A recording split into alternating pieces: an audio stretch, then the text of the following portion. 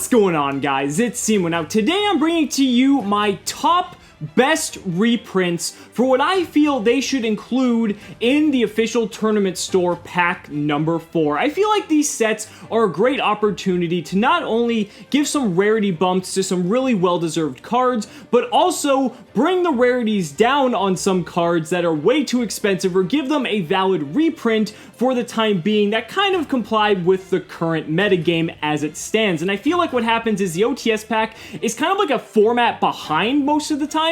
Sometimes they're like really good and spot on, but most of the time they're kind of a format behind. So I kind of want to present my thoughts of what cards I feel should get the rarity treatment and get reprinted in OTS pack 4. So I'm going to start off with the super rares. I'm not going to bother with the commons because the commons can be, quite frankly, anything. I really just want to focus on the super rares and the ultimate rares. So the number one card that I feel needs to be reprinted as a super rare in OTS pack 4 is M-X-SABER INVOKER. This card is still demanding an outrageous $70 plus price tag because it's only had its single printing in Order of Chaos. It does come in first and unlimited, so technically it's had 2 runs, but I really don't count that because basically when every ZOODIAC variant requires this card to be played in the deck, the fact that the card has had 0 reprint outside of Order of Chaos, I feel like is completely unacceptable, and I feel like the OTS pack is the perfect opportunity to do so.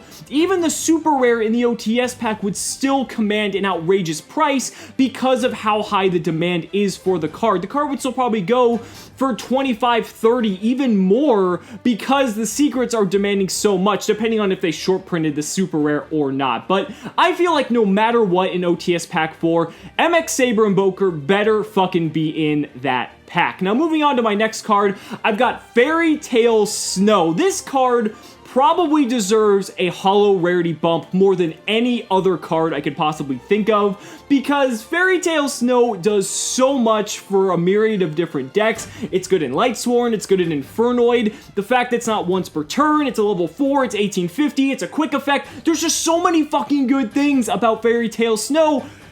And it's a fucking common. Like, I can't believe that they've done such a travesty to this card. Like, it needs to be bumped up. A lot of people would argue that it could even be an ultimate rare, and while I personally don't think so, it definitely has a well-deserved slot in the super rare section of OTS pack 4. Now, my next card is another reprint that I definitely feel is warranted because of the scarcity of the card, and that's Utopia the Lightning. I still can't believe Utopia the Lightning is still commanding around a $30 price tag, even for the supers that come out of the special edition. Like, that's just absurd to me. This card was a card in the promo section of a manga. Like, it should be a $10 card at max, but it's a $30 card, so I feel like giving it another super print run would pretty much level out the price. Then everyone can get their hands on one, and then it'll just be more well distributed across the player base. Now, moving on to my next card, we have ZOODIAC Borbo. Now, the reason I say ZOODIAC Borbo should get the rarity bump is because pretty much every other ZOODIAC card, except with the exception of ZOODIAC Combo,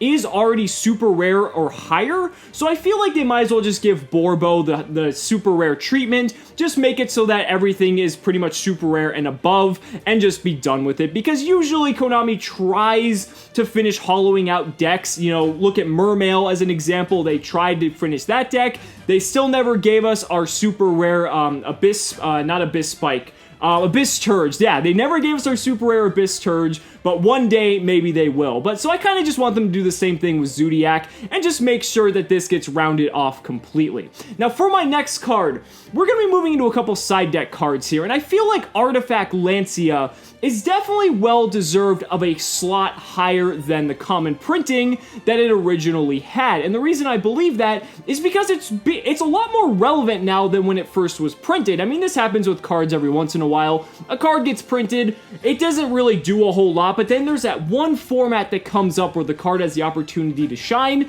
and this is the time. And I feel like if Konami gave Artifact LANCEA the super rare treatment, I feel like it would be well-deserved. You know, it's a very solid answer against Infernoid decks, and it's also a very solid answer against Invoked, because they can't banish their cards to activate Invocation, so that means that they have very limited access to their graveyard. It's just a really good card all around. Now, with people using the Artifact engine, like Artifact Sanctum, Artifact Scythe, Moral Attack, all those good cards, I feel like it just has, you know, it just feels like the perfect fit right now to give Artifact Lancea that super rare treatment. And speaking of other really good cards right now, Forbidden Apocrypha is a really under-the-radar card right now that I really feel like deserves a super rare bump as well. For those of you who aren't familiar with this card, it's a normal trap card, and it reads that if 2 or more of a specific type of monster, being either Fusion, Synchro, or Xyz, are on the field, both players send all of that type of monster to the graveyard. Now, this is primarily used to counteract ZOODIACs, because with the ZOODIAC combo, the player is going to end with, at a minimum, a Trident and a Daigusto Emerald, which is 2 Xyz monsters. So then you can flip up Forbidden Apocrypha, wipe their board, and then they're left with nothing. So it's a really cool pseudo-torrential tribute. I mean, it's not entirely torrential tribute, but it can also be very one-sided as well, depending on how the board starts to shape up. And since torrential tribute's only at 1 in the TCG, this is a really cool way to kind of incorporate additional copies of a pseudo-torrential tribute into your deck. And I really feel like this card's going to start shining a lot more as long as we're going into this format, especially now that Invoked is around as well, because now you can call stuff like Fusion. I mean, it has a lot of potential, especially going up against ZOODIAC. So, while it's kind of a low-key card at the moment, I definitely feel like getting a super rare printing of this card would not only look really cool, but it would definitely warrant some playability as well. Now, moving on to my next super rare, we have Cimoooooooo the Sticky String Kaiju, and really, this can go to any kaiju, because Gamma Seal got the super rare treatment in the last OTS pack, OTS pack 3, so I feel like the kaijus, because they're so good, they really need to just get that rarity bump. So I was kind of going on the fence between Cimoooooo as well as Jizukiru as well, because Jizukiru is pretty much like the staple. Like, when you use Interrupted Kaiju Slumber, you always give yourself Jizukiru if you can, and it's just like, that's kind of the card you go into. But Cimoooooo has some more flexibility outside of just, you know, the Interrupted Kaiju Slumber combo. It can be Pendulum summoned in Metal Foes. It's a level 7 rather than a level 8, so people say it's better against Blue Eyes, so they can't do rank 8 Xyz plays, or Synchro into something. So there's arguments on both sides of the fence, and quite frankly, I don't really care which one gets the treatment, as long as a single kaiju is in OTS Pack 4 as a super rare, then I'll be perfectly happy. Now, moving on to my next card, we have My Body as a Shield. Now, My Body as a Shield has had several printing. It comes in common, it comes in rare from the Turbo Pack. It also comes in Dual Terminal, which looks gorgeous, but I definitely feel like this card could use a super rare reprint because it's become so relevant. It's an out to LANCEA, you can out Metal Foe scales with it sometimes, it stops board wipes, like stops Ghost Ogre, like there's so many cool interactions that My Body as a Shield currently has that I definitely feel like having that card in the OTS pack would be a really nice addition. Now, we got 2 more super rares to round off my 10 because the pack does come with 10 super rares traditionally. My second to last one is Metal Foe's Volflame.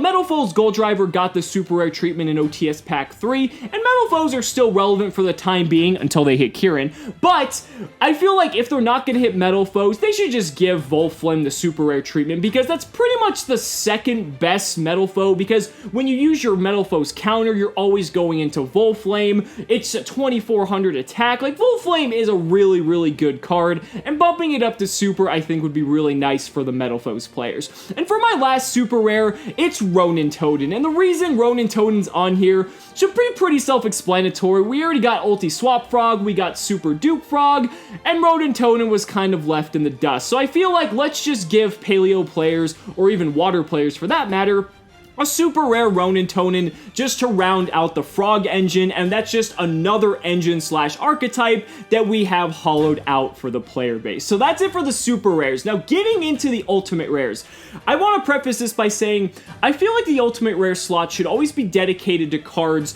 that are pretty much widely played, or are just like, you always see a card like Terratop or Photon Thrasher. These are very generic cards that a lot of different decks play, and I really feel like ultimate rare cards in the OTS packs deserve that kind of treatment.